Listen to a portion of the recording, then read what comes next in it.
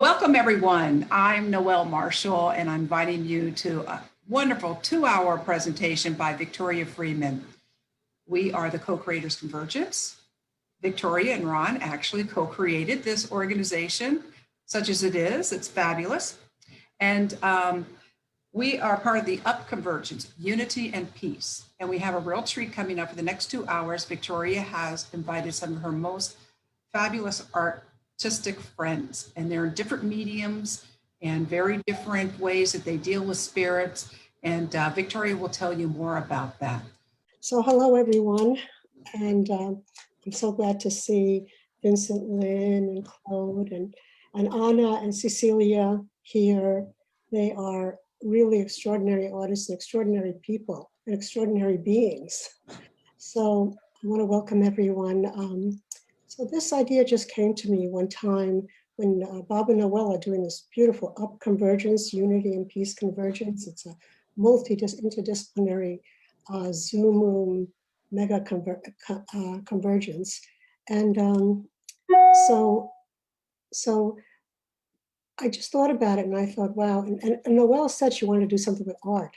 She said, I want to do something artistic. There's a lot of talk about many things, but something with art. And so I thought that would be really nice. And I thought what came to me is like the passion that the artists, certainly these artists that are here today, the passion with which the creative process is going on within them.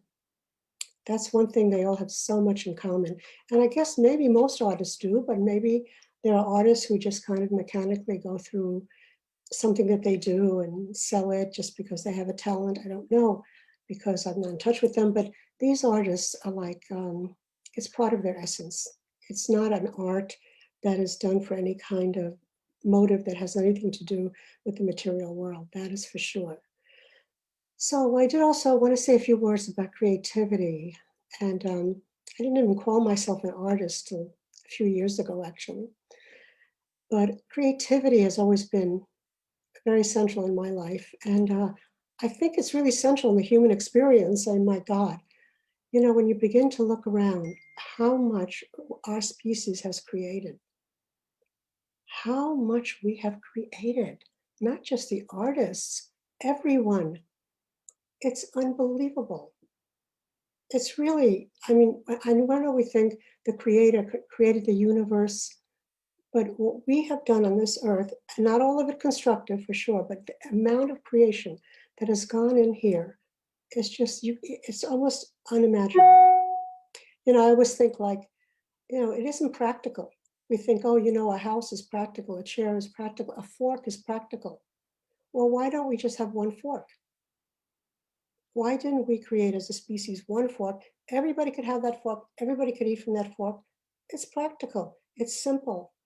Imagine all the, you know, many competitive and unbelievable things we could just let go of and have one fork. Well, we don't have one fork. We have a million forks, and we have a million chairs, and we have a million houses. And everything that we do is like that because we are that creative force. That's what we really are. And nowhere is it more obvious than in the creative world. So I wanted to say that because it's always amazing to me when I look around, wherever you go too. It's not just in some little beautiful spot, it's everywhere on earth.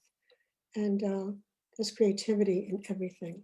And I'm sure you'll hear a lot more of that from the people here. So I wanted to mention that. What I wanted to do now is I wanted to take a moment to do something else that just came to me. That is, I'm going to put up on the screen, I'm going to screen share. I'm going to put up what you'll recognize as a very famous painting. You will recognize it. What I'd like you to do as best you can is have absolutely no thought about this painting. You know, we're all trying to get that direct experience where the mind hasn't been seeded with a million facts about something. And the facts are wonderful. They actually bring context, they bring color, and they bring information and knowledge. But just why for years has this picture been in our consciousness without any thought? You've never seen it before. See if you can never see it before. Like if you've never seen a tree before, you didn't know it was a tree, that you didn't know they were called leaves. So what would you see in this painting? So we're just going to take a minute and just, I ask you to soften your gaze, soften your mind, relax very quick, nicely, and just take a look at this painting. Thank you.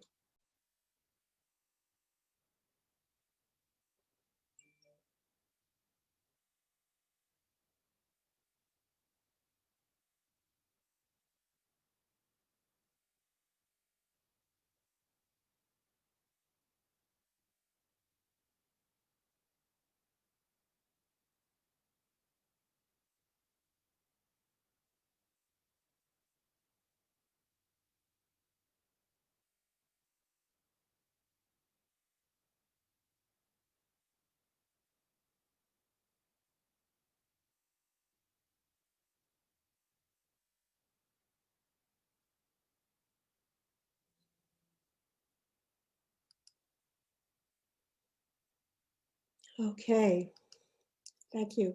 Thank you, everyone. So we're going to start with Claude Charlebois. And all these people, I would have to have a half an hour to give you their bios, so I want to do it in a short time. But I want to say that I had the honor of being with Claude on a photo shoot at the Grand Canyon. See, I knew him through my mentor, Kenneth Mills, for whom he did a whole series called Tonal, oh God, I remember the name, you'll tell him, Claude. Tonal Visions, of course, Tonal Visions. And so we were at the Grand Canyon, I'd never been there before. And we walked quite a ways, group of us, with Claude carrying all his camera. And we got to this spot. And then he set up his camera and everybody kind of sat down. And we stayed there. We stayed there for quite a long time. I can't tell you how long. It feels like it was 2 hours. Maybe it was 15 minutes. We didn't really go anywhere else. We stayed there. And I had never been at the Grand Canyon. And, the mind says, you have to see it all. Go this place, go that place, walk around.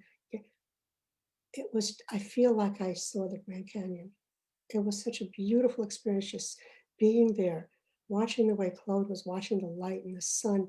And we just all sat there in that gleam of that river at the bottom. I'll never forget it. So he's an amazing individual. So it's kind of he calls it a multidisciplinary experience.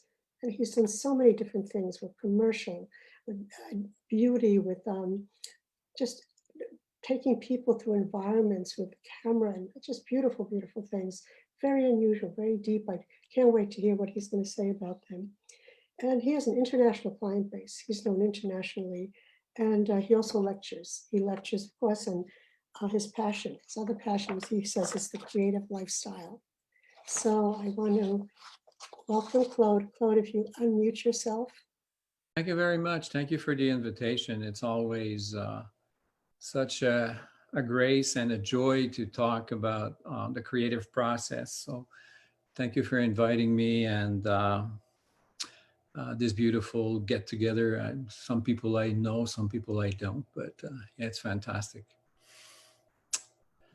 So what makes an artist tick? That's a really good question. For me, I'd have to say that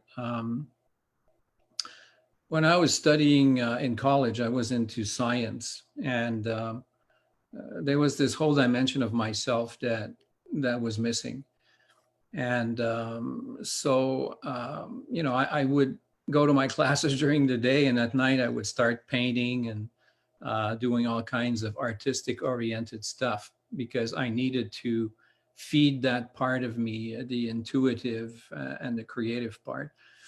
Of course, my grades were not top as far as my science classes were concerned because of that demeanor. But I decided eventually to go into art and I studied graphic design to start with.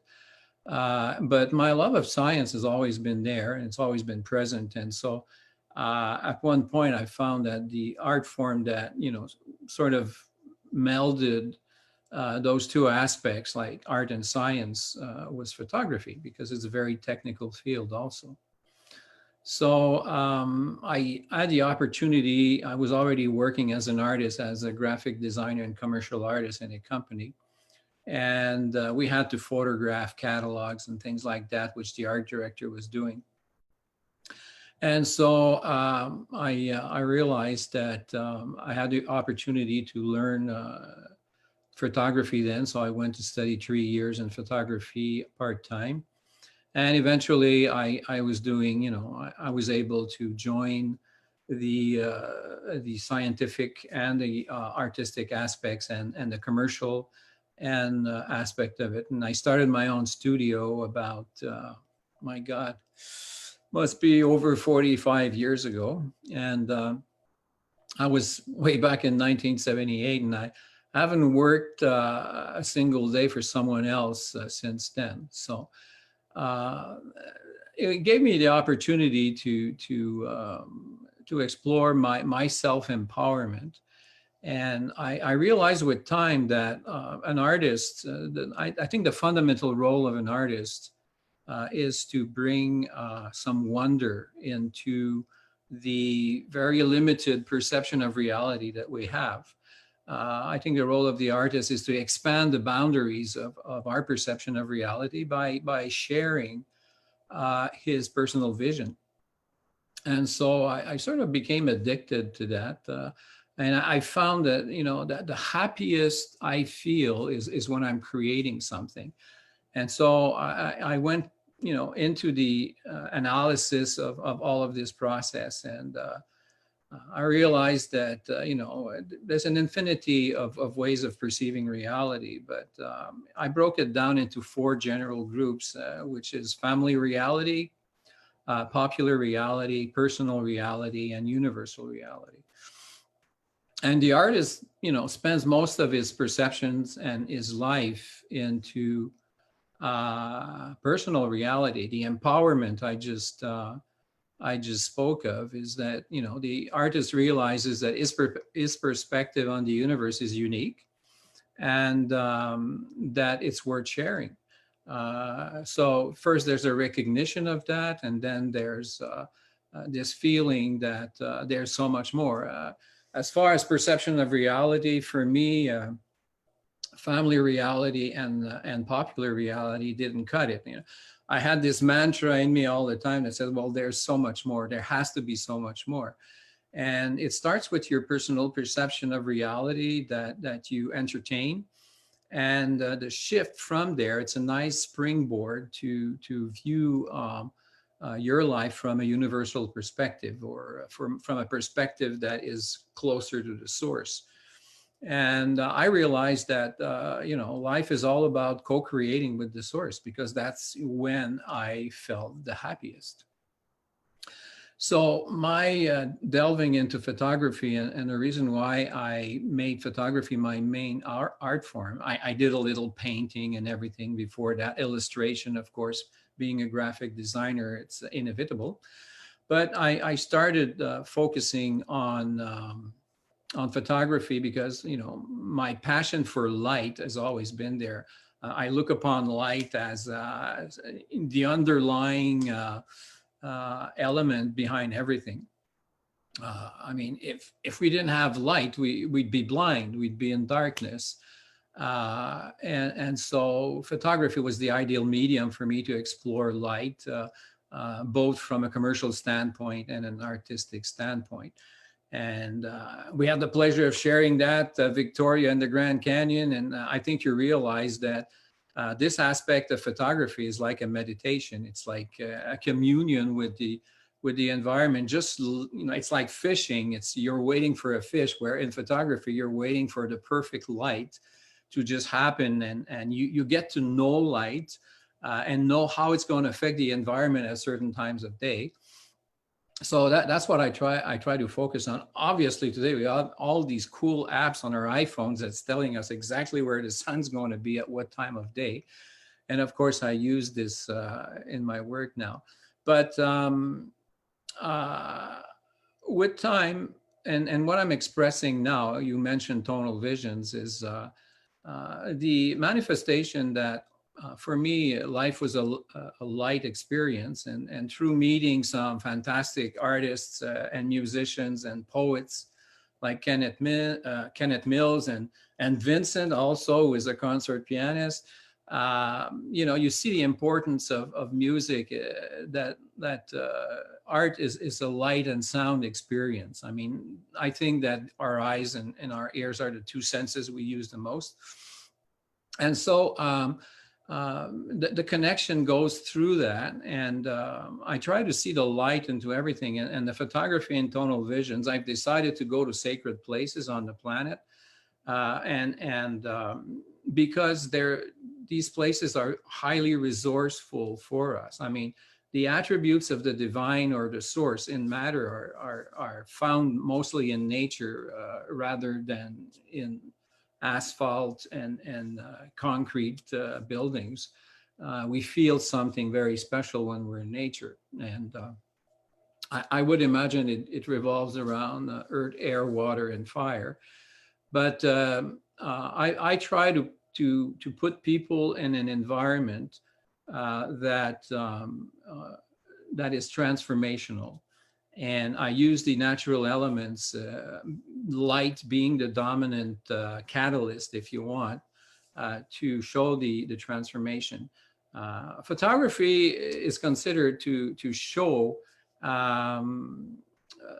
the world as it is. I mean, you see something, you do click, and you know, like the digital back records what you've seen, and the art form in that is always goes through your personal vision, how you use composition, how you post produce colors, etc., etc. But in the photography, I try to show what man is becoming.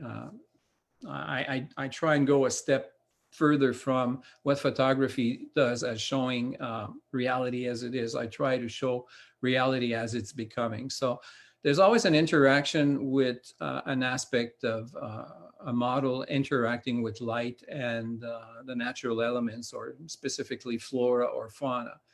And that's what I'm trying to show.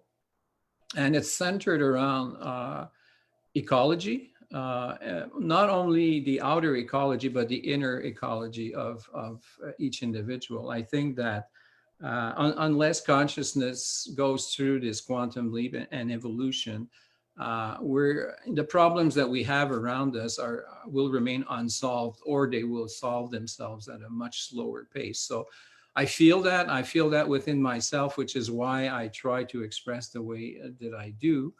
And for me, it's creativity has become my religion.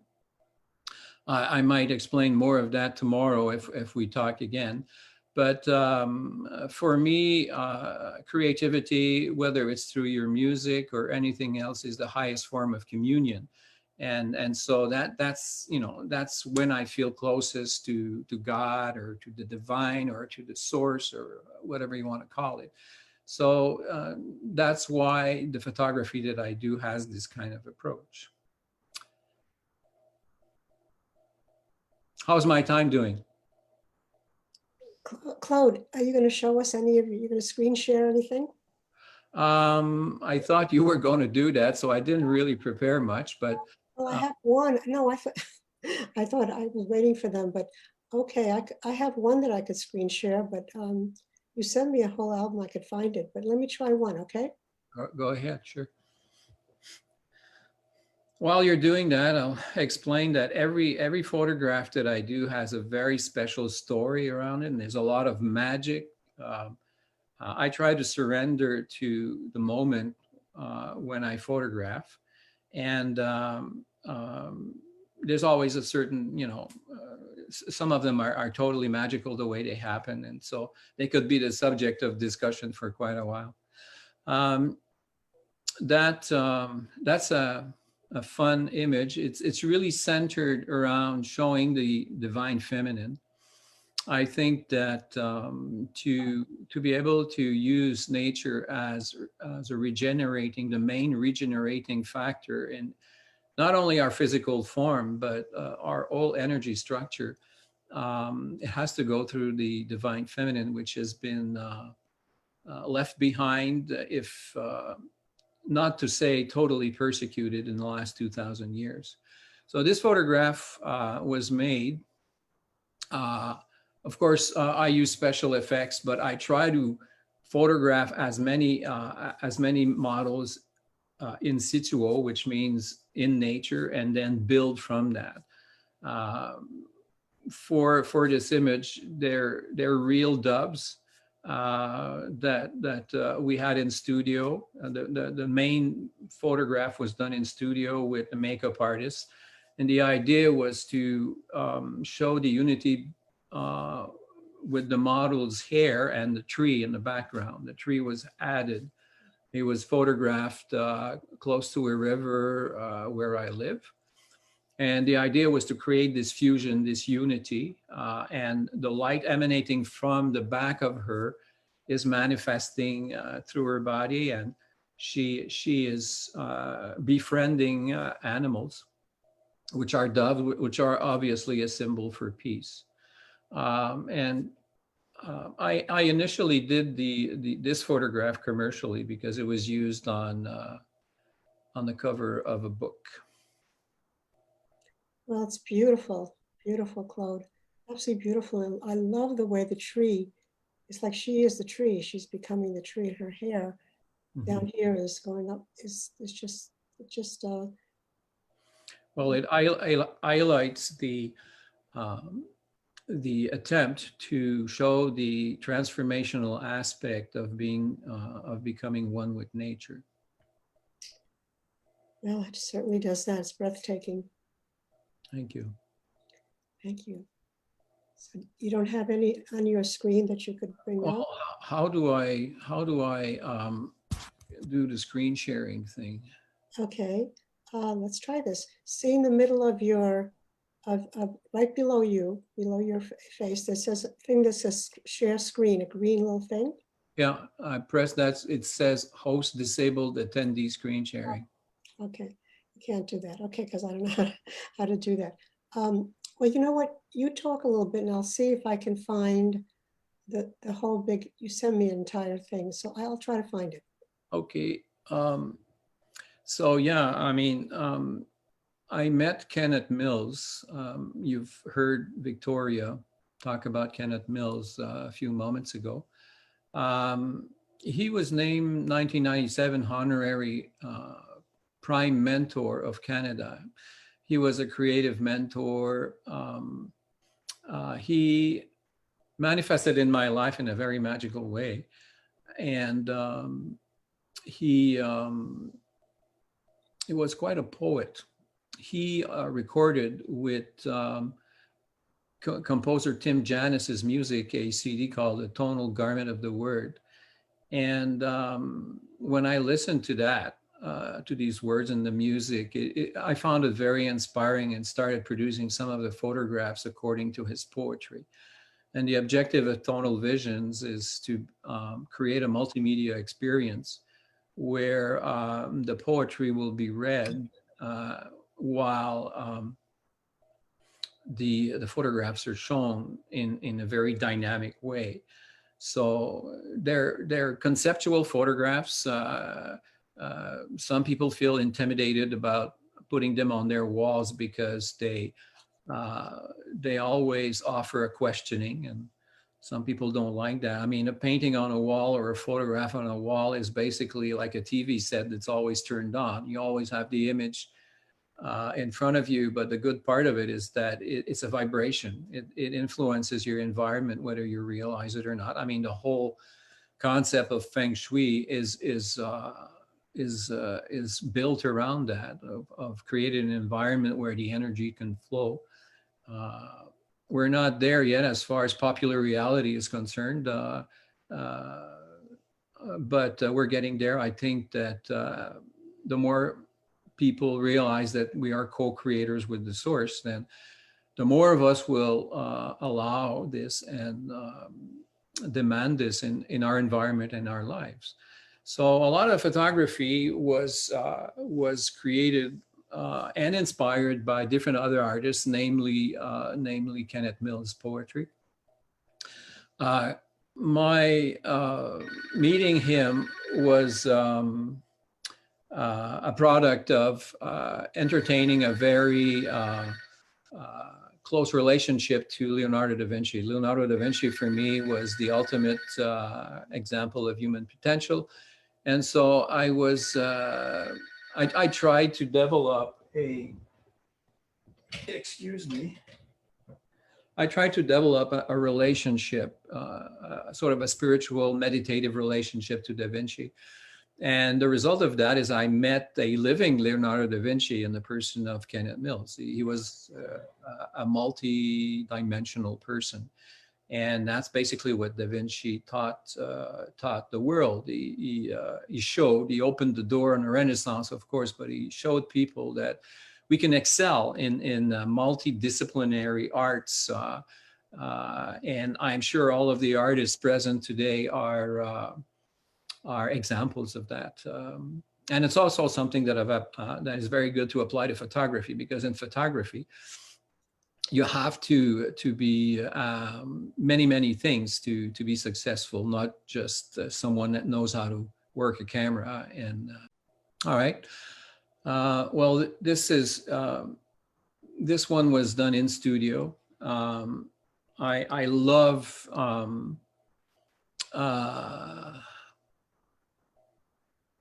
using the cosmos and the source, and creating people interacting directly. I mean, the source space. I've always been a space nut.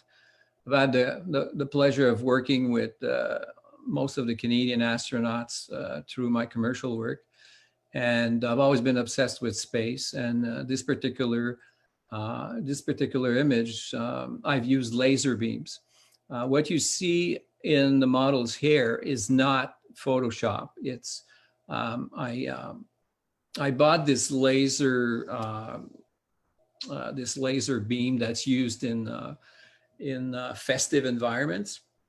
And I noticed when I projected the laser on trees and hair, it gave a very organic type of cosmic look. So this particular model was happy to do that. And of course, I put a lot of wind in her hair, and it sort of fused with the background. Was actually in studio. It's a gigantic picture that's about 8 by 10 feet wide of the cosmos that I used. Wow.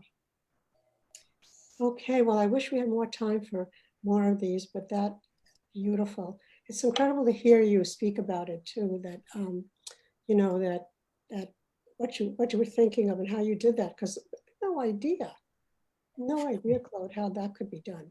Just really remarkable. Anyway.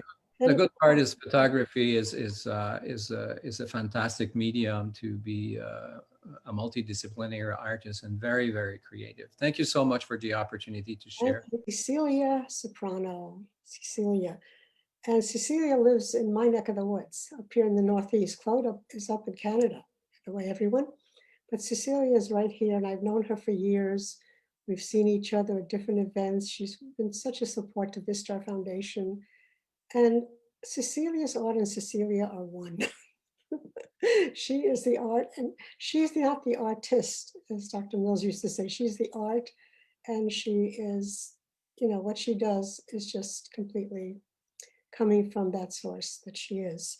And she's also a published poet and nominated for the Pushcart Award in 2018. She had a one-woman show at Omega Institute in Rhinebeck, New York, and in the Ward Poundridge Gallery, and she's in some galleries in Greenwich, Connecticut, and also in the Katona Museum of Art, and in galleries in Katona. I want to say that knowing Cecilia over the years, she's so dedicated to the spiritual, I won't say path, because she's not really a person of a path. She is just a spiritual being, and her knowingness of that shines through all her art. And she's just delightful to be with, by the way, delightful just to talk to be near. She's just so wonderful to be near. I love the way Claude said he's happy when he's creating. I think we can all say that. I can say that too. I'm happy when I'm creating. It's not really happy. It's like, I would say content, like some deeper sense of like just being okay, and the whole, just not being there in terms of what I appear to be. So here's Cecilia. Cecilia, if you unmute yourself, and I have a lot of your images to share. So just tell me what you want to do. Thank you. Thank you for the show and tell opportunity, Victoria. I'm really happy to be here and amongst all these wonderful artists. So I can just jump right in if you like. I wrote this today. There's just so much, when an artist gets a chance to talk about themselves, it's just upwelling. So what makes me tick has been my lifelong search for answers for my own existence. And I think that is the main thrust for many artists, like where do I fit in and how can I express that part of me that doesn't seem to be apparent in this reality. So as a young person, we were raised without a TV, and we got books. And I remember my dad saying, okay, you have a choice between a TV and the Encyclopedia Britannica back then. And we said we want a TV, and he said, well, you're getting the encyclopedia. So nature became basically our connection really to the magic in life. And I didn't succeed too well in school because I think emotionally there was always that part that was missing that Claude talked about. Along the way, I decided to take up being an organic gardener. That was big in the 70s and 80s. And my sister was going to school. We kind of lived together. So she became a fine artist. And she knew from the start what she wanted, but I could not compete with her. I knew my learning challenges wouldn't allow that. So I kind of just worked. And as I got into my 30s, I decided to paint because I wanted to paint what I felt my life lacked. And that was harmony and joy. I was very fraught with why were we taught God loves you when the earth is so full of sadness, so I went through a whole stage of that. And but I decided to just jump in and paint and she encouraged me, and I wanted to illustrate the joy and harmony and the feelings that I felt I lacked. So my early icon images kind of represented that phase where I did very balanced, it's on my website, very balanced images of icons of what the icon of joy would be, or the icon of peace would look like. And I just took, they were sort of downloaded into my imagination. So my art is developed through many stages of artistic expression, basically. I worked and painted in the evening. So at this stage of my life, I feel when I try to put it all together, my gift to create is both become a responsibility and a privilege, because good art is like a good story or a poem.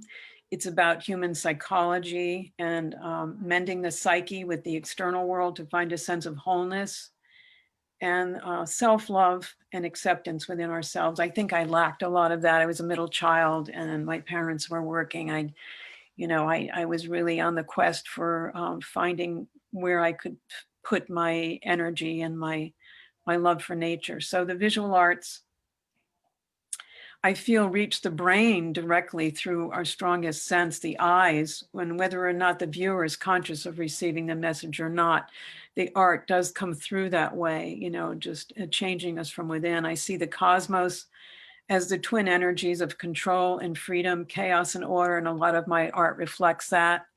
Our conditioning and the patterns we form through our conditioning, school, gender, place in society. My paintings come alive through my imagination, basically. I believe they paint me as I paint them. And as I shape the images, they shape me. And that's where the energy moves between the apparent reality of form and the true expanse of our infinite nature. I think that's what artists do. We become the liaisons for those two worlds. I recently was asked to join an art league, and my poetry came through. I made a limerick to describe that. My intention, my artistic intention, my vision is where humanity and beauty are found. With intention for truth, I am bound. Through my writings and art, I will do my small part to appeal and reveal and astound. So a lot of my art has humor in it and angst. And Well, can we see some? Let's yeah, see. I think I sent you some, and I guess if you start with the earliest, these are just some of my images. I can talk briefly about them. I took an icon class at Omega, and we did a lot of the angels and the saints, but I never saw an icon of Jesus. There were a lot of icons of Buddha that I had painted, but this was one of Jesus. And I think my Catholic influence really carried a strong point in my youth, and I had to shed so much of that because there was a lot of constraints. So the that dove again. We're having a lot of doves today. That might be a wonderful sign. Okay, and that was one. number two. This was also the melding of the polarities, the hot devil and the cool mermaid, and melding those two energies. And the flying fish is really our eternal nature kind of cast out because we're working with our the yin and yang of our lives, so it was also allowing myself to feel comfortable about my body. And that was a stage when I stopped repressing my biological imperatives. Okay. Let's see.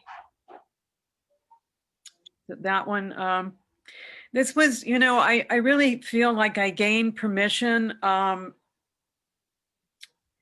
when I saw the work of primitive artists, because I didn't feel I had because I'm largely self-taught, I could do what I wanted, and it didn't have to be perfect. It didn't have to be like a reality art. It could come from this almost cartoon concept I had of the world and of myself. So Spooning Under the Moon was part of that. Finding the right partner, feeling protected in your home, and the animal you love. On the blanket. One thing I can tell everyone, that every year I get a Christmas card in the mail, Christmas card in the mail from Cecilia, and it's made, it's like this. It's like those cards. I keep them all. They're unbelievable. We all start looking at it. All this detail is so beautiful in there. There's so much magic in each one of those cards. It's amazing. They're like this. This is what they're like. Called Dinner of Roses. It's the whole idea of romantic love. Really, the horse eats the roses. It's what you think is romantic love is usually the worst kind of love in some sense of the word, because it's so stylized with this idea that it's going to be perfect. And I was whisked away once by that idea of romantic love, and it turned out that the horse ate the roses. But if you look on the bottom, there's the Earth Mother underneath, and she's really guiding the way.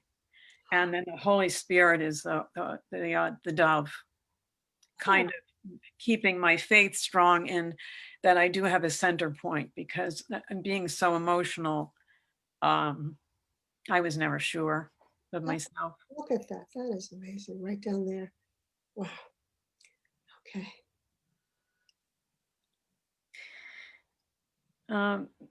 I worked with different mediums, and I was painting a lot on plexiglass with textured paint. So, and I love the idea that there is our eternal nature is the bliss smile within. It's that great expanse of our birthright, which is our connection to the divine or the source. And this was, melding nature and the divine together, because nature is like the footprint of God. And there's where natural law and order can inform us and teach us. So this was about that. And it's not so much about angels, even though I think I painted it a while back when angels were more popular.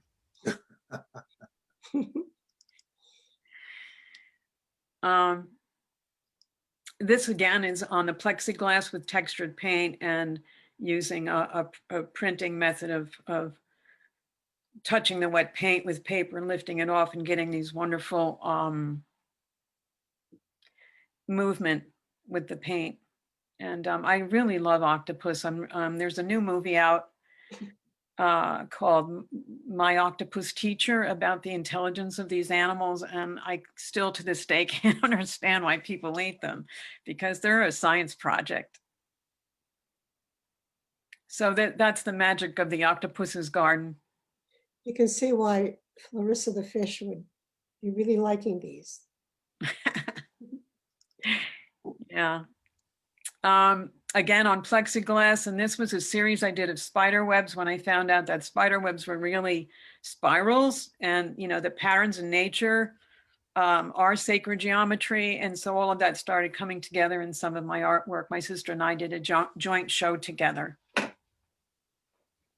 And I did a whole series of spider webs on plexiglass. And then another show came up where I began to celebrate the spirit of the animals and how they move us just through their emotional content, their depth, their natural intelligence. So I did, I think, 13 of these white animals. And I actually studied them as I was painting them. And these are very large pieces. And I used extruded paint in a tube so that I got the feeling of fur. I love this one. I think it's so beautiful. I think it has so much, that eye is just really, really beautiful. Yeah, that was a healing for me. That's the playback that art gives you, and you begin to feel inside of you that the opening that the paintings give us as observers and as painters. This is one of the other white and black series. I just used black and white and one other color, which is the yin and the yang, and then the third piece, which connects it all, the third color. And then the swan, I think, is the next one. Yeah. Stunning. Yeah. Stunning images, beautiful. Wow. And I found out that they're actually through a genetic process, some animals are born white that aren't necessarily white, like bears and deer. So I try to keep within those constraints of reality. Okay, then. I think that's all. No, I have. Why don't you just show us the most recent ones, because we're going to have to go on. I don't know if we can. Oh, am I going over? No, I think it's okay. I've started working a little bit with mandalas now. If you could just show the last three, perhaps. Okay. 12, 13, 11, 12. Yeah. I don't think. This is paint again that I'm pressing glass against it, and it's forming wonderful patterns. And that's the whole idea of chaos and order coming out of one expression of creativity. So 12.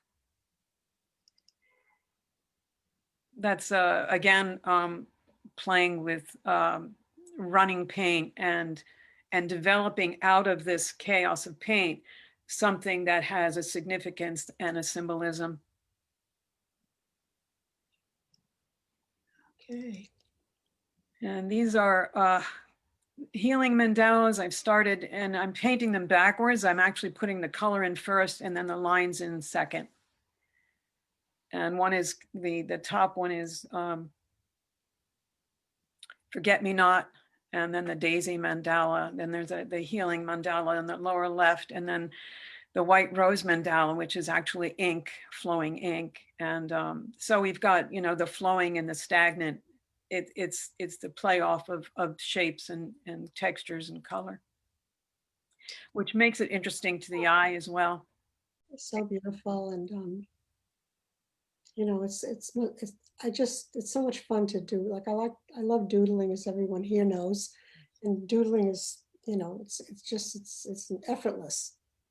You know, it's effortless. It just flows from it. So many. I think everything I see here is like that. Yeah, yeah. It's been an exciting process. It sort of defines me now, where I am in my own process, and how I can share that, because I feel I'm in a really good place, and it's full of joy, and it's art helped take me there. Thank you very much. Beautiful. Thank you. Beautiful. Okay. So where are we? I think we're good. Yeah, we have another hour. Okay. I'm going to do one more meditation for us, just to open space a little bit. So much beauty and so much depth. It's really amazing to see. Okay. So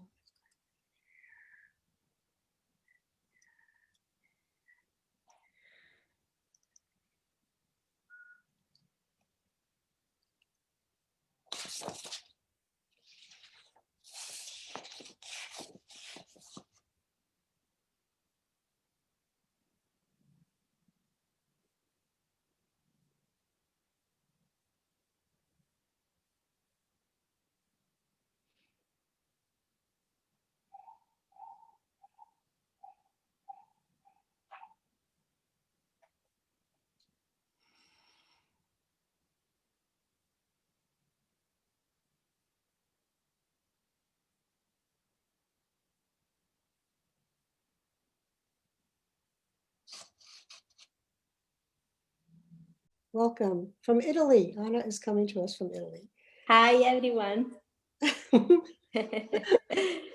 Okay, so this is the taste of happiness. That's what she called it, the taste of happiness. And I met Anna through a friend of mine when she went for a vacation to Italy. And then Anna ended up coming here to visit the United States. And she's been here many times on her visits. And she's actually done dinner parties at my home.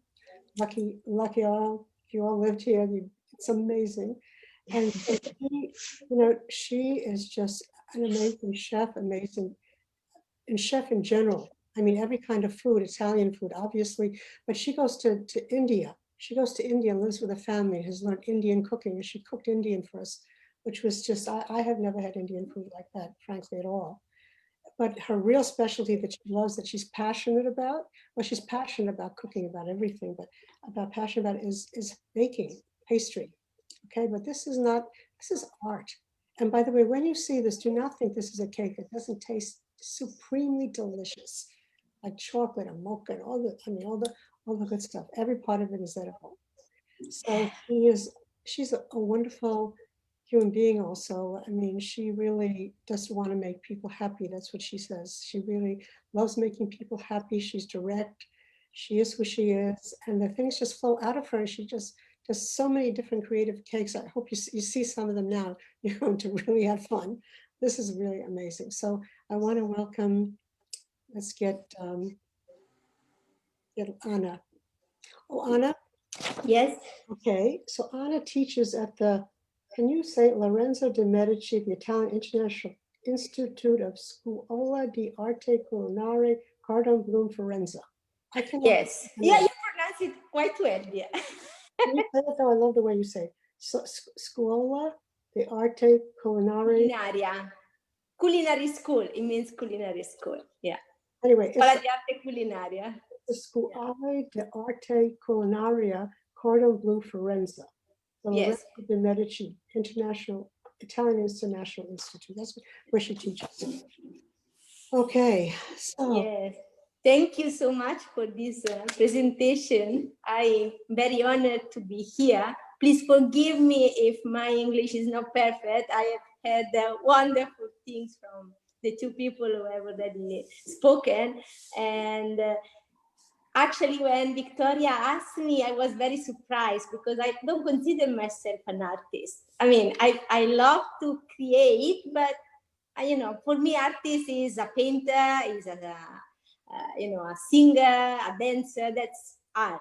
Mine is okay. I mean, I consider it like it's part of me, but I don't see it as an art. So Victoria was saying for me, cooking first, and then baking, because baking has come later in my life. I mean, cooking was there since I was very young, and I was following my grandmother. She was a very good cook. And especially she was making fresh egg pasta when I was very young. And for me, it was very fascinating looking at her. And she didn't allow me to help her because she was saying, you're too young, you are going to ruin what I'm making. So I was like eager to start doing it. And the day she allowed me to do it, it was like, wow. So I was very, very happy. And then the kitchen had been far from me for a very long time because I was studying first and then work, and then, but something happened. My sister gifted me a pastry course, and that course changed my life forever. Means I was doing it, and it was like a new world open to me. And so I left everything and dedicate myself to cook. And I have been training 3 years in the Scuola di Arte Culinaria Cordon Bleu before I became a professional cooking teacher, because I did an exam and I passed it. And so over there I was teaching Italian cuisine, of course, and then the Indian cuisine, because I had the great pleasure to go to India every year, or used to. Now it's 2 years I've not gone, but I mean, I used to go there. And I have the chance to learn a lot of Indian dishes from the family I was living with. And so at the school want me to teach the Indian cuisine to the students, and then pastry. And so that's more or less my story. And as Victoria was saying, for me, baking is making people happy. I love doing it because of the faces I see when I present it to the people. And I have done mostly in the past for my family. So some of the pictures that Victoria is going to show you are for my mom, for my nephew. And then little people start asking me. And I'm still doing a lot of my baking for family and friends, but also other people. Now, for example, on Saturday, I have a birthday party. So I'm going to make leopard cake, 2 tiers leopard cake.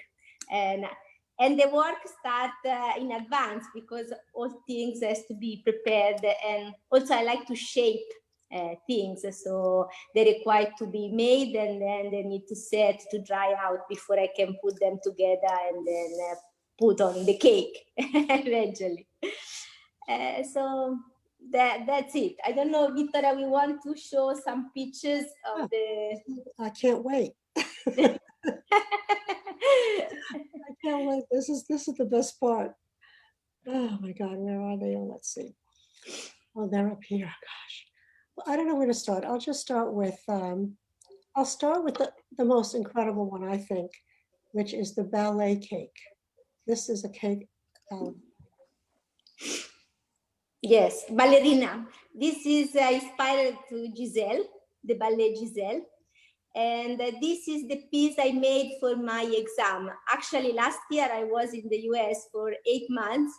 I attended the Institute of Culinary Education in New York City, and in baking and pastry. And that was my final piece, basically a 3 years cake. And I love ballet. I've been always fascinated by the ballerinas. So when I have to choose the subject, I say I want to make something that represents me and my passion, and that was it, and that's how it comes. So what you see at the bottom basically are all rose petals, and that make the tutu, the bottom side, and then there is the body with the lace, and I shaped the shoes and the little, that is, I don't know exactly the name, but basically is what you keep in your hair to keep your hair in order. Was in the back, like the ponytail that the ballerina has. I don't know what is the name in English. So Anna, is this edible? This is all edible. Yeah, actually this is not edible because this was the piece I made for my exam, so the inside is fake. Oh, okay. Because it was just the exam and we have to present something that was artistic basically, but the cake itself was not. Okay. All right, well, I have to show this one. Where is that one? I'm trying to find the, well, I'll try this one. That's for my mom. I made a vase of, my mom loves roses, so I just shaped it, the roses mostly, but then other flowers, and put them together in a vase. That is an actual cake, means the vase is the cake, and the rest is edible because it's sugar, but actually when it's dry, it's very hard, so usually you don't eat it. You can keep for a very long time though. It doesn't change in time with time. Okay. Let's see here. Trying to find the cake that you made. Okay. Where is the cake you made for Ron? I can't find the Ron cake. All right, then we'll try another one. Oh, that is another thing I made for my mom. That is a vegetable garden. My mom is very proud of a vegetable garden, so I want to honor her by making different vegetables. You see carrots, lettuce, pumpkins, and tomatoes, and cabbage.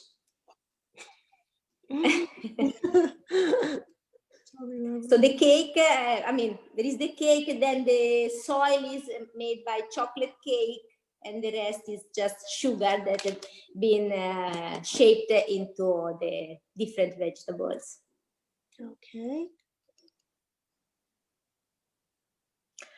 This is another cake. This is for a friend. Basically, I made like a gift box.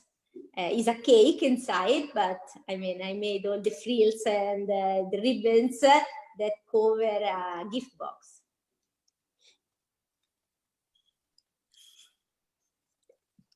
Oh, this is, we all know what this is. This is Halloween, so I made the witch that is falling into the cauldron. And yeah. Okay. Let's see. This is another thing I made for my mom, and the other thing she's very good at sewing. So I want to make something that with the instrument and the things that she used, the tools that she used when she sewed. So from buttons to, you know, the cottons, the needles, all the things. What is this made out of, the tape measure? Basically everything, I mean, the cake is a sponge cake. Usually I fill it with different creams, and then I cover with sugar paste. And the things are gum paste, because gum paste becomes very hard, so you keep the shape of what you give, basically. Okay. I'm trying to see about, she came up to our home once and she made Ron a cake of his book. It's poetry book cake, and I can't find it right now. I don't know. I must have not. It's not in the picture that I'm seeing over there. Perhaps it's one of Christina sent you. Or, Okay, okay. Anyway, let me see. the- I think that's so beautiful. yeah, this is basically I want to make a basket. The outside is short crust pastry. This is not with sugar, different from all the others. Basically, I just make I cut the short crust pastry, and inside there is a cheesecake, and I put fresh fruits on top. And it was like a fruit basket, fresh fruit basket. Is anybody getting hungry? I'm getting hungry. Let's see. This is what I made for Christina, our mutual friend. Basically, she was into selling houses. So on her birthday, I make So millefeuille, that I don't know if you know the cake, is a French one. And so it was puff pastry layered with cream. And then on top of everything, I shaped the house that hopefully she was going to sell. And I put the writing sold by Christina. Yeah. okay, one more. Let's see, one more here. Another Halloween cake. Yeah, this is very simple. That it was a scary cat. That I have been asked. I live in Florence, so there are a lot of American families, and because my nephew was in class with some Americans, once when Halloween was there, they asked me to make the cakes, and so that's why I made this scary cat and the witch before. Okay. All right. Thank you. I think that So regarding the process, how I think about, I always take, I look what is available, means on the internet, images that can help me, because my work is on demand, means people ask me to make a cake. So my first, if it's a family member or somebody I know very well, I try to make something that represents him or her. So shaping or making images of what he likes. If not, I ask people and I try to get all the things that the person likes. For example, I made for my nephew, he was very fond of Minecraft some years ago. So I found on the internet all the characters of this game, and then I shape all of them and I put on top of the cake with his name written in Minecraft font. Those things here. okay, thank you. Thank you. Thank you very much. Thank you for all the wonderful dinners you've made. And I have to say, when she stays over here, she makes biscotti before we get up. She gets up before we get up. She makes biscotti. Yes. So lucky. All right, thank you. Thank you so much. Here is an incredible book about this man. Here, this is Vincent Lin. And where do I start? So Vincent, he was, first of all, he was an elite model. He was a model for some very high-end, I think it said Dior, I'm not sure. Vincent can tell us if he wants to talk about that. And also, he's in who's who in martial arts. He's like a legend in martial arts. He worked with people in movies. Again, so much I could tell you. It's really unbelievable. So can you imagine this martial artist who's a master in martial arts? Imagine how much time that takes. I mean, just to do that, I mean, that itself is like an entire life. But no. He also became a member of the World Sports Medicine Hall of Fame. I can't even imagine what that is. World's sports medicine. Now that must be a study itself of I don't know how long. Oh, we're not done at all. He is a 4-time Grammy-nominated jazz pianist. Jazz piano. He's played in Carnegie Hall, Lincoln Center. Now, it takes a while to practice piano. I mean, I played piano for 8 years. I can only play heart and soul, you know? So, I mean, it takes a long time to practice any of these things that, you know, to make yourself proficient in them. And he's proficient in everything. And the biggest news of all is that I'm really, your heart goes out, is that Vincent has traveled all over the world, especially a lot of the marginalized countries. And he was in touch with seeing the trafficking of children. And he started an entire foundation called We Can Save the Children. And I think the UN has picked up on that. You're kind of an envoy. And if you go on his Facebook page, it's really about We Can Save the Children. You don't even see him. Oh, you see him playing piano every once in a while. I download those. You can, and I listen to them really. And when I want to really be present, that's when I listen to them. It's my treat to sit there and listen to that piano for a while. And we met through Kenneth Mills also. He was in touch with Kenneth Mills, who really enjoyed his company, and he spent a lot of good time there. And anyway, we just want to know, how in the world did you do all that? That's what we want to know, Vincent.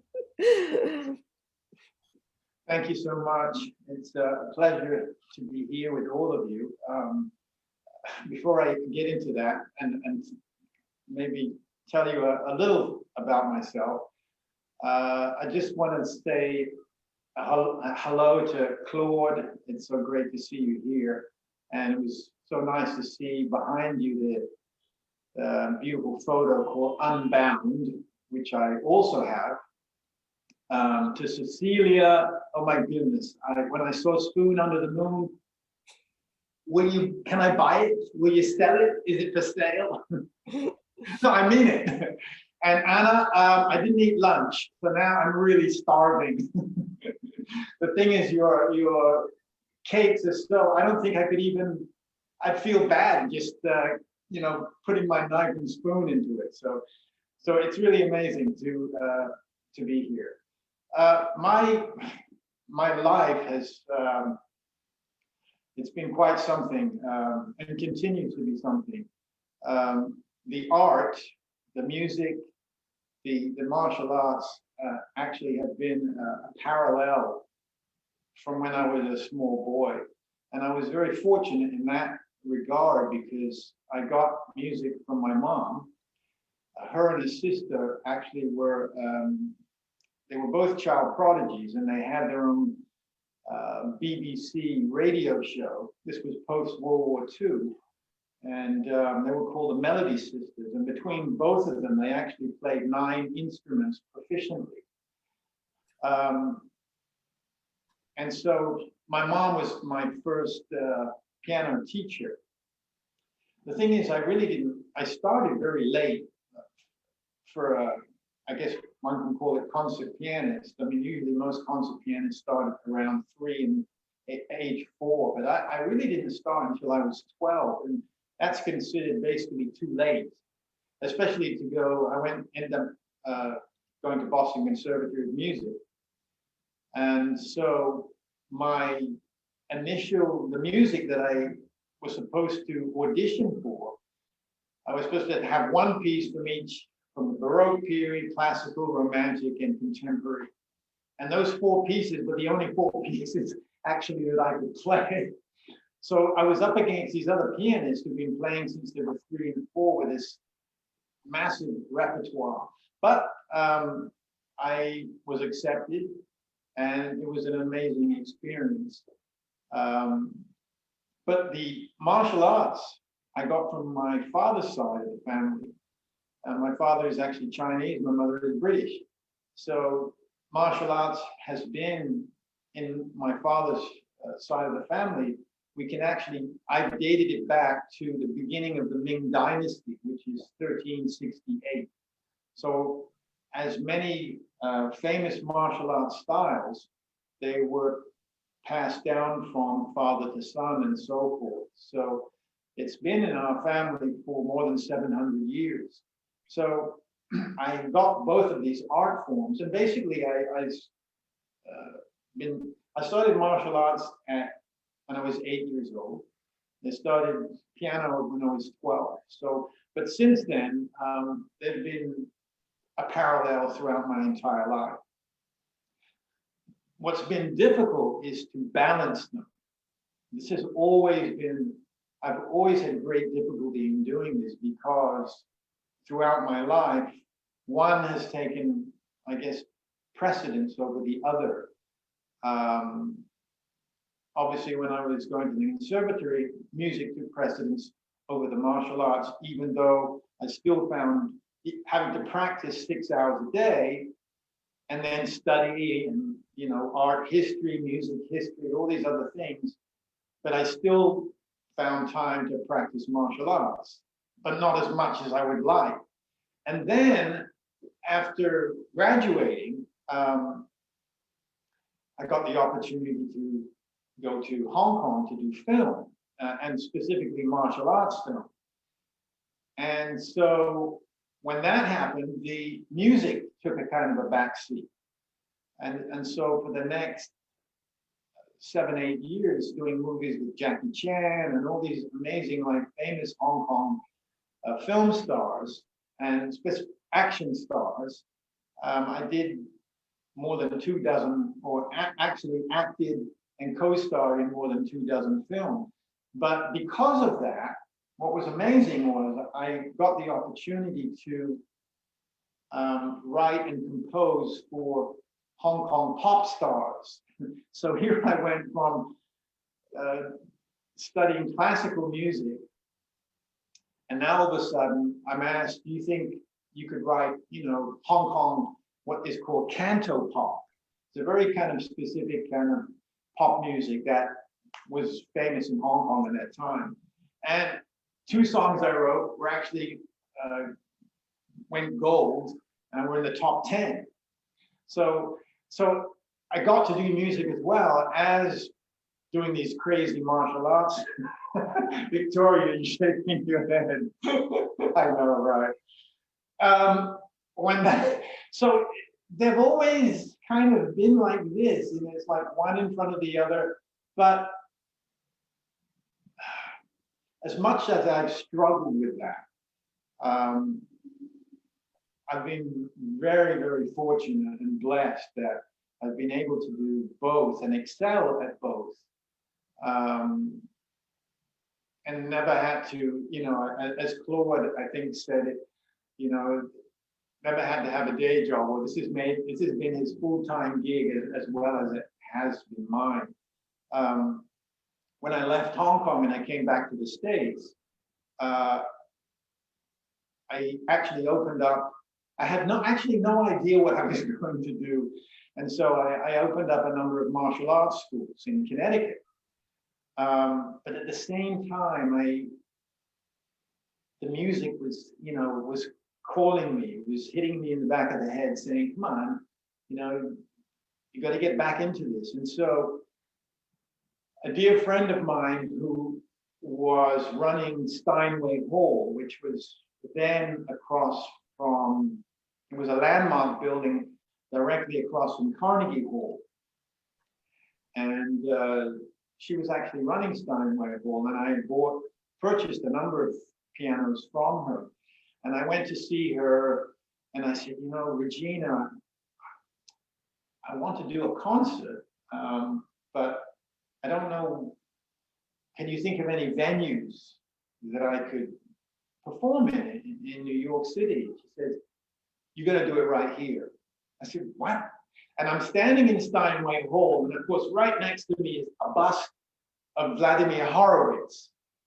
And all these masters, Rubinstein, Joshua Heifetz, even Sir Paul McCartney had played at Steinway Hall. I said, no. I said a venue, not the Steinway Hall. I said, no, you're going to do it here. I said, what? I said, I'm not ready for that. Well, get ready. So for the next, 6 months? Yeah, I think I spent 6 months getting my fingers back in, you know, the way they're supposed to be. And so I gave the concert at Steinway Hall. And the place was packed. my parents were there, and friends and students and colleagues and everybody. And yeah, it was amazing. And I said, you know, do you think I could play across the street? And how do we get to Carnegie Hall practice? Well, I think it's a little more than that. So in 2011, I gave my first concert at Carnegie, and amazingly, to everybody's surprise, and it's more so Carnegie than anyone, it sold out in 3 weeks. And people were calling me friends because they had waited. And they said, well, what do you mean there's no tickets left? And I said, there isn't any. They said, well, you must have some of your own to give out. I said, I don't have any. Why would I have any to give out? I said, you got to go purchase them. So from that point, I gave 3 more concerts. And of course, from that point on, the martial arts, I've been teaching all over the world. I mean, I think the largest amount of students I've ever taught at one time was in a soccer stadium in Lisbon. And there were 700 students. They had these massive, like, jumbo screens. It was the most kind of surreal feeling to be standing one person and you have 700 students behind you, all, you know, following you through these forms and Tai Chi and Kung Fu. A really kind of surreal feeling. It was unbelievable. And around the same time, here we go, Victoria's going to do the whole hand and the face again. I got invited to Russia, to St. Petersburg, where I had to perform in front of 20,000 people. And they had the Russian Politburo, the Russian government was there. My parents, it was amazing because my mother had always wanted to go to Russia. It was like a country on her bucket list. And so they were there. So that was a surreal feeling too, playing in front of that many people. Yeah, I was kind of blown away. I still am in awe of that moment. That I can't even explain what it feels like. And that's the same feeling playing in Carnegie Hall. Yeah, and so from what I've told you, you can tell that these 2 passions, the art forms that I got from both parents, God bless them, that I think it's like air that I breathe. Without those 2, I just I couldn't be alive. And so it's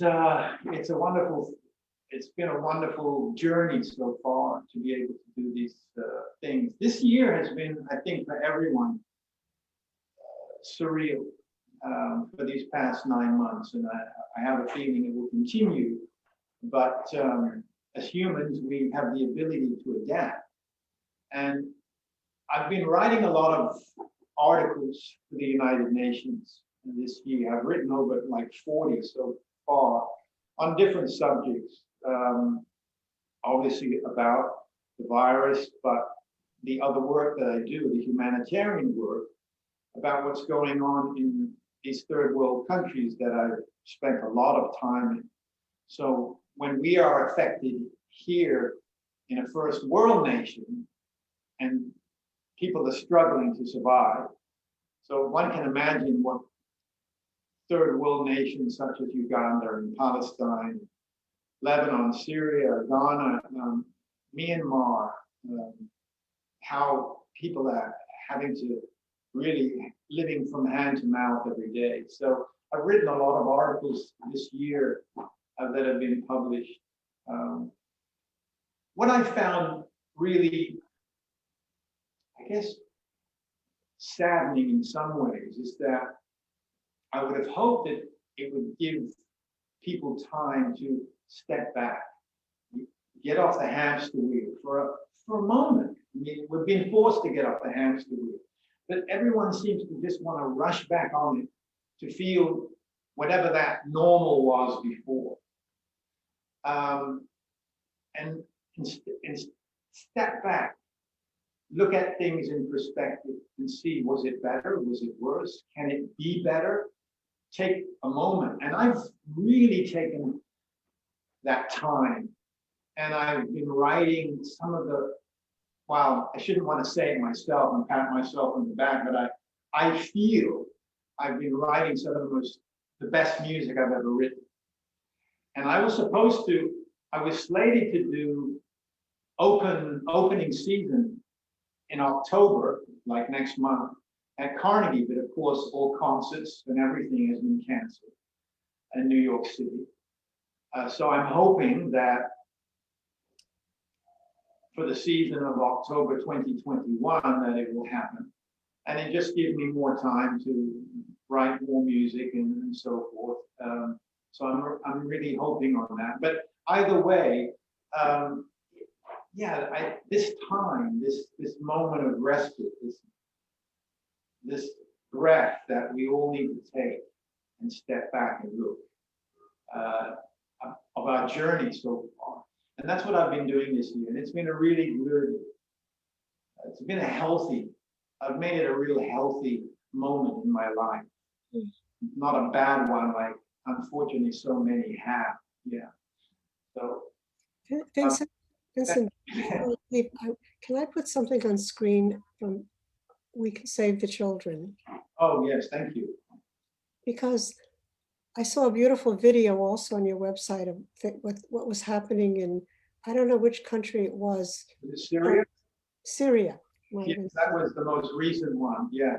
Yeah, I mean, it was just, so let me just see if I can, did I do screen share?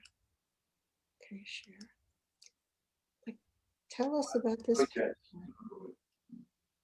This is a picture on your website. Whew. Yeah, that's a powerful photo. Yeah, that is was taken in a Syrian refugee camp, and it's tough. You know, it's interesting. I've been quite a number of times to these places, and you have to. It's very difficult. It's painful.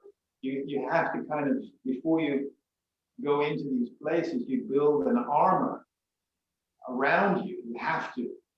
But it's interesting when I step away from it and I look at images or shooting these public service announcements, I always, because I know at that very moment what was happening and how I felt.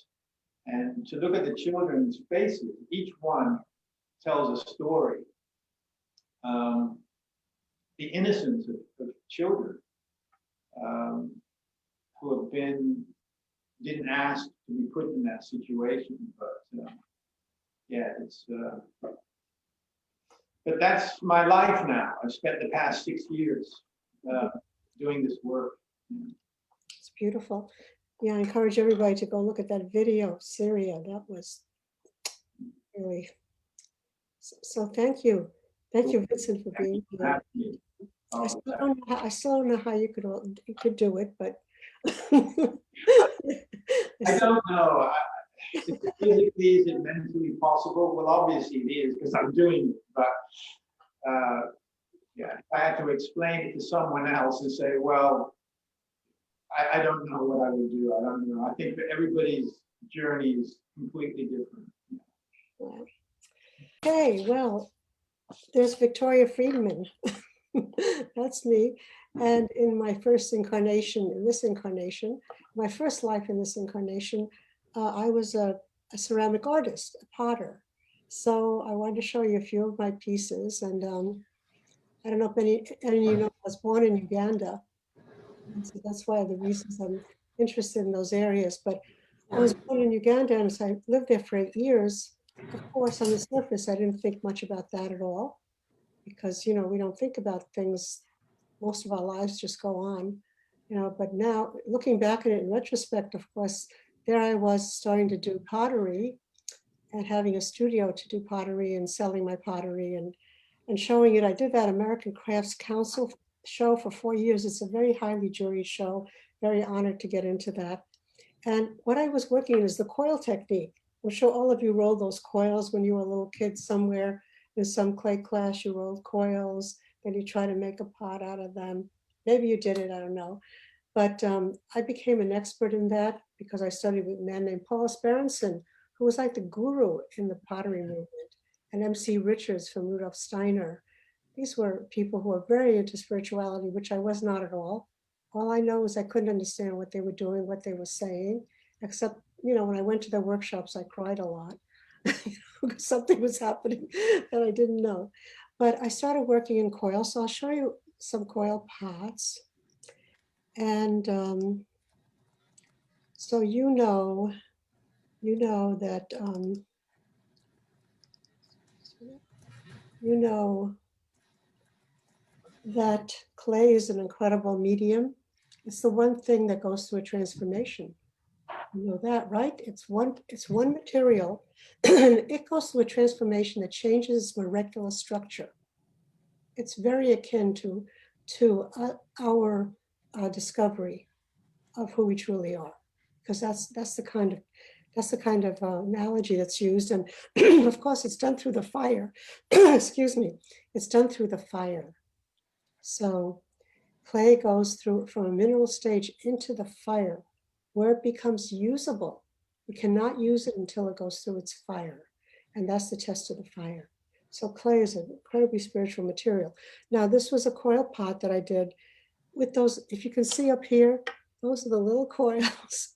So I was doing these pots, this very slow meditative thing where you just go like that and you go around. I had no idea why I was doing a meditative thing because I hadn't been sort of awakened to anything spiritual within me. I was just doing it because it just seemed like a nice thing to do.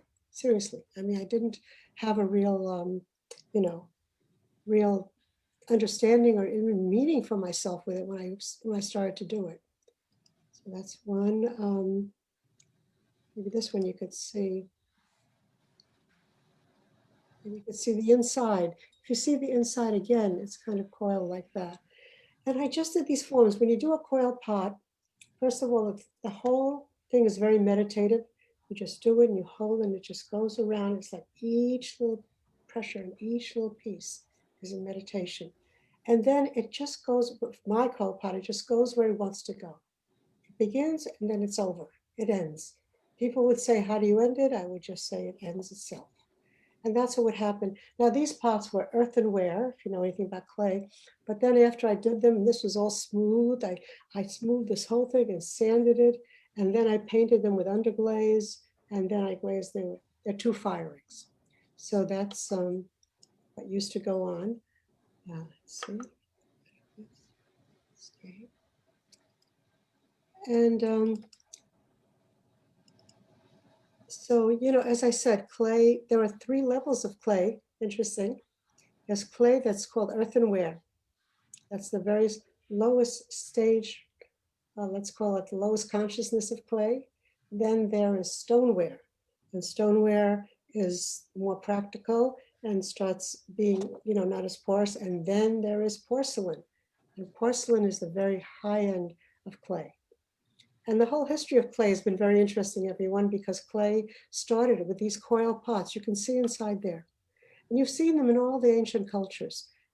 It's said that that maybe they lined clay, they lined a basket. Somebody got mud and lined a basket with mud, and the basket fell in the fire, and the basket, the stuff that they lined it with fell off, but the mud held form, because a lot of early clay pots have basket textures on them. Can you imagine being there and just having this, like you have this thing you made out of straw and then you just put mud in it because and then it goes into a fire, the straw's gone, there's this thing that comes out and now you can put things in it. That must have been a cool moment. So yeah, clay has gone through that. So this was the earliest things, this coil technique, very ancient, and I've made it very modern. You've seen it, I mean, who was the great Arizona potter, probably Claude knows, Maria Martinez, she was amazing coil pots. So some of them are very primitive. I was in a very modern style with it. So that that sense of pottery, what's interesting here for everyone is that that coil technique, that was early on, it was the earliest technique. After that came slab. Now, if you've taken a clay course, you know when you roll those slabs, now they have machines, and then slab, you build, you construct, you plan, you organize. So you see what happened to the mind and culture. The mind went from a clairvoyant, smooth, meditative, expressive culture of roundness to a measuring, a construction. That's what you say, slab construction, slab measuring, slab orientation. So it's really interesting to think like that. And the real spirituality of clay is considered the pinch pot technique, where you just take clay and you pinch it very carefully. If you look at Paul Sparenson's pots, they're called beloved bowls, and they're done with the pinch technique. So clay is a whole culture of, a whole entire culture of society, and really fun to work with. So let's see, I think we're coming to the end, Noel. Is Noel here somewhere? And, I'm still here. I'm going to put us into gallery view, okay, and everyone is welcome to unmute themselves. I just want to say, I think you should be able to unmute yourself. You'll have to ask Victoria if you've earned that privilege. well, let's put us on gallery view. There's gallery view, right? Yep, we're in gallery view. Ellen Mann is here. Can see her, and Alexandra from Kenneth Mills Foundation, Kenneth Mills students, and I don't know which Barbara is. So anyway, I just wanted to, let's take a minute and just again, maybe we could just again say, like, what is it? And if we could say, Alexandra is a beautiful artist, and Ellen Mann is a graphic artist, and like, you know, like for me, it just, I have to do it. Like Vincent said, I have to do it. Like, and I think of all the people that aren't doing it, like, you know, because they don't think they're artists. They think that they're speakers, and they think they have to be good at art. Like you have to be talented. I have a BA in fine arts. I could barely draw. I couldn't paint because I had no talent in making anything realistic. Nothing real. I couldn't make it realistic. My talent was different. Like my creativity was like, this is creativity. Movies are creativity. Putting on co-creative conversions is creativity. And we just love to do that. And it's such a help, you know, and Ron, poetry, that poetry coming out, you know, the way it does spontaneously. So does anyone? Victoria, are we going to hear from a poet? I mean, you had a special cake made for him by our beautiful Anna. So I think you should just like open up the cake and read us a verse. Is that okay, Victoria? Of course. Ron, what do you say? I'm always ready. You know, poets are always looking for an audience. Well, we've got 15 minutes, Ron. Okay, let's So wonderful. Victoria, how many, I'm just curious, before Ron begins, how many here were associated with Kenneth Mills? Wow, okay. Awesome, awesome. You were so privileged you're muted, Victoria. I've heard so many stories that just sound like a very magical teacher, being, philosopher, wizard. He's missed very much. Absolutely, absolutely. And Noel actually gave a beautiful endorsement of the latest book. Absolutely. Dr. Mills was, I think he was larger than life. I always say, I told everybody about him. And then when they met him, they said I hadn't said enough. After I completely gushed for like 3 hours, they'd say, you know, Victoria, you didn't say enough. Wow. That's what it was like. And yeah. Well, I will turn it over to the poet, to Ron and Victoria. I've so enjoyed these 2 hours. Can you hear me? Yeah. Fantastic presentation. I loved everyone. I was so overwhelmed by the cascade, the overflow of creativity, which somehow, when put together like this, points beyond it to the source of creativity itself. It becomes so palpable, so magnificent, and that we, each individual works of art ourselves, have no choice but to evidence what we are and where it comes from. No choice. So I just opened up this book, the second book I wrote, and I'll just read it. It's called Dance. Dance. Wondrous seed, one dimension with joyous abandon, cascade into another, while consciousness ascends on Jacob's ladder, childlike eyes, new horizons, awestruck, embracing. From above to below, everywhere wisdom entreating, look with divine eyes to see creation's designing, the way of its working, lovingly inviting. You searched, now find our eternal becoming.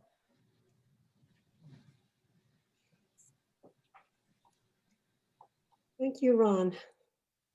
I tell everybody I get up with Hafiz every morning. It's like somebody walking around, they clean up the dishes and do a Hafiz, do a poem, like Hafiz would. So that's absolutely great. Would anybody else like to add to the conversation? Because we can close any time, but we could just stay here. Yes, we have more time to the top of the hour, and our theme is peace and unity. I did show earlier in the week to kind of prepare people a TEDx talk by JR. He's a French artist, called Can Art Save the World? And it's amazing what he has done, going to the wall in Palestine and putting up just headshots, painting, huge paintings just of everyday people, taxi drivers. And he says, you can't tell whether that taxi driver is Palestinian or Israeli. And when we really just, he paints steps in India because they won't let him paint on the walls. And when you look at it, it's the mothers and the mother energy that's mothering the children there.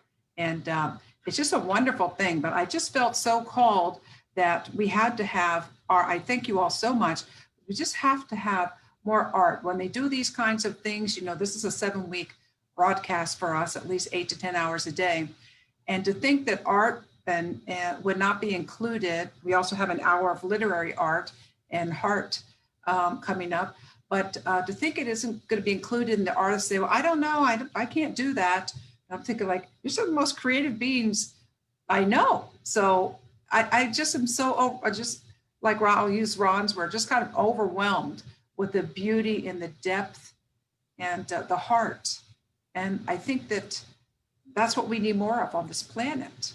And your beautiful creations, whether it's music or pottery or whatever modality it was, especially like how do you do cookies? It brings more joy. And joy, I think, is one of the highest vibrations on this planet. And I think that is how we can come together. So we do have another 10 minutes if anyone feels called to share anything, a reflection of this beautiful 2 hours. It's just like, where'd that 2 hours go? It feels like it was like a half hour. Just so engaging. Thank you so much. Victoria? Okay, anybody, any words? So since so many of us are here, and we have Ellen Mann here, students of Kenneth George Mills. And Raina. I just want to say that he had a profound effect on my pottery, to say the least. You can't even imagine, because he was in my studio, and I should have taken a picture of that pot. And I had made a really large pot, right, very large. And he was in my studio, and I asked him, I thought, So I said, sir, you know, what color do you see on this pot? I mean, it was a coil pot, you know. And he said, oh, I see it light yellow, yellow, and black inside. So guys, potters do not make yellow pots. Potters do not make yellow pots. You know, Jonathan Livingston Seagull, you know, seagulls don't fly in the dark. Potters do not make yellow pots. They just big yellow pots. I said, oh my God. Of course, I didn't say anything to him. And I just went, well, you know, first of all, getting a yellow glaze is just, I mean, just, so I said to him, well, you know, and I wasn't even a person who liked to glaze at all. Ron was the chemist in my pottery, I glazed pottery. And so he said, well, why don't you just spray it with acrylics? Potters do not spray pots with acrylics. Potters do not do yellow pots. They do brown pots. They do, you know, hard thing pots. They don't do yellow. Anyway, that was the end of that. And then I actually complained about that for a week to Ron and said, how do I do this pot, spray this pot yellow? And finally Ron said, Victoria, you've made so many pots. Why don't you just do it? You know, a little reason there, just why don't you just do it? So I took the pot outside and I got the spray cans and I put it on a tarp. And I started spraying the pot and I sprayed it all yellow, yellow. And then actually I glazed it black inside. And I have the pot. I'll take a picture, put it on my Facebook page. That started an entire line of pottery that I did. Number one, everyone, my pots were told sculptural. They're never used for anything. They're just like sculptural forms. They were sculptural forms. So, I mean, and then all of a sudden I was freed. I started making pots of fuchsia with yellow. I mean, it was unbelievable what happened. It was just so freeing, so freeing. And then I could also do them stone looking because, you know, glaze is so complicated, it's chemistry. I'm not a scientist. And then I looked down at the tarp that we put our pot on to spray it. The tarp was gorgeous. So then we started making paintings. We got huge canvases, went outside, put forms down, sprayed canvases, had people over, had spray parties and did a whole bunch of canvases from spray. That was from him telling me to do a yellow pot and my doing it. Victoria, Yes. since there's so many, the energy of Kenneth Mills is here, why don't you tell everyone how they can find out more about him and, you know, about his life and Oh, somebody else could do that. website is. Yes, www.kgmfoundation.org. And there you will find so much. And they have a library with all the unfoldments. I mean, this man spoke spontaneously for hours. And the thing with the art that I think everybody was so, I mean, awed by, it was all spontaneous. This was not an art of labor and trying to get your drawing perfect. It just happened from one end to another, paintings unfurl. So you can see all that on that website, and also take a look at the website on Sunday mornings at 11. There's an unfoldment, live unfoldment, not live, I mean, it's recorded from him, but a lot of people come to that and we just listen for an hour, and there's a lot of wonderful people. It's a very good energy to be in the people who, you know, really are tuned to that. I could tell you a million stories about Kenneth George Mills. One more, I have to tell you one more. Sure. In my studio, in terms of art. So he's in my studio, and I ask him, I say, do you think I should like try to, you know, expand my Clayway Art Center? I had a Clayway Art Center. Should I go more into making my own work, you know, like that? Should I try to work with children, because I was thinking about that? Should I try maybe writing a book or doing something about, you know, the poetic thing? So I asked him like that, and he said yes. And then he drew a big circle. There was a board, like a big board in my studio. He drew a big circle and he put a center, and he said, here's clay, and here is this, and here is your children and your family and your writing and your this. He said, see all that? That's on the circumference of the circle, right? The wheel of life, circumference of the circle. The only thing you need to do ever, the only purpose, the only goal, if you want to call it a goal, is to discover the center of that circle. And he said, when you do that, the radius will just radiate out. you know, the radius, we all know our math, radiation. It'll radiate out in this infinite number of places. Imagine that radius. He says, and you should just do all those. Just let it radiate out to everything. And so I stopped that whole thing of you have to concentrate on one thing and be good at one thing, and don't spread yourself too thin. Can't spread the source too thin. Victoria, can I add one quick story here? Have so many. I gave Dr. Mills, it was my great honor to give Dr. Mills 2 lessons on the potter's wheel.